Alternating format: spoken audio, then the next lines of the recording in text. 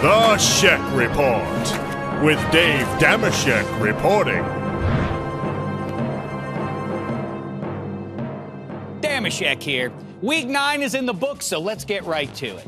Just remember, players and coaches, don't get angry at me if I call your name. Ultimately, I didn't put you on this list. You put you on this list. Let it begin. At number 5, Los Angeles. I've long felt the second largest city in America, the entertainment capital of the world, and the home of my own children deserves a pro football team.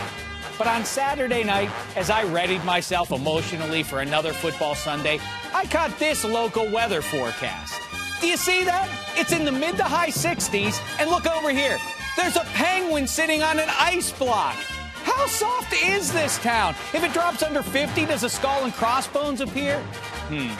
Maybe LA doesn't have what it takes to be an NFL city. At number 4, now it's time for a shame conspiracy theory with a look at the bizarro world version of Super Bowl 34 that broke out in St. Louis on Sunday.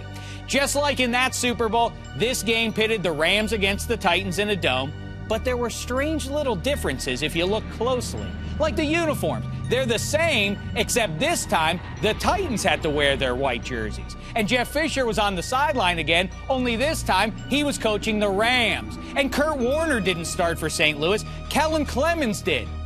Or is that Trent Green?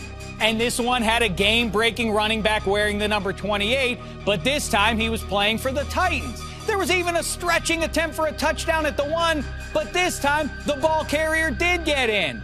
And wouldn't you know it, this time, the Titans won the game. What's it all mean?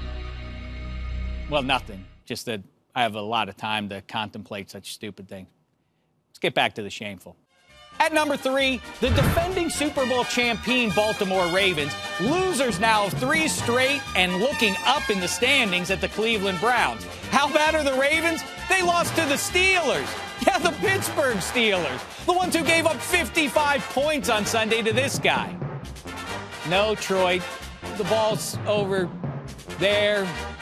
You know, I've heard a lot of people suggesting this happened because Palomalu is now long in the tooth. But this has been happening since he and Brady first arrived. I'm not talking about arrived on Earth. I'm talking about in the NFL. Either way, the torment for all the Steelers has gone on so long, they've apparently given up on even trying. On Sunday, it looked like they put 4 or 5 defenders on the field against Brady. I know you can't cover everybody, but can you cover somebody? Hello?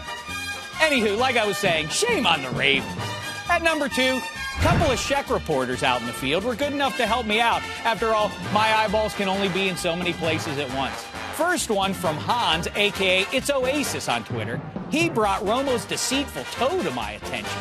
Oh, tisk, tisk, Tony, you're taking this football thing a little too literally. And remember, if you see shameful behavior, be sure to report it to the proper authority, a.k.a. me. Drop me a line at Damashek on Twitter with the hashtag #ShameOnYou. Take a bite out of shame.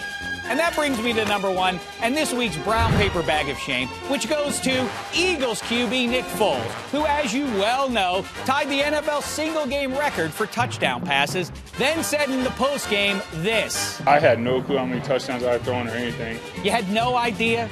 If you can't keep track of that, how can you be expected to know what down it is or how many yards you need for a first down?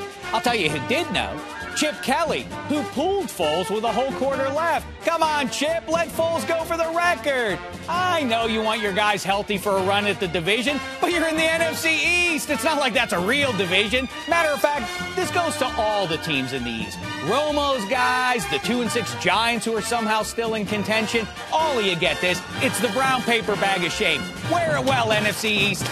Till next time, try not to embarrass yourselves. 2-6. Shake.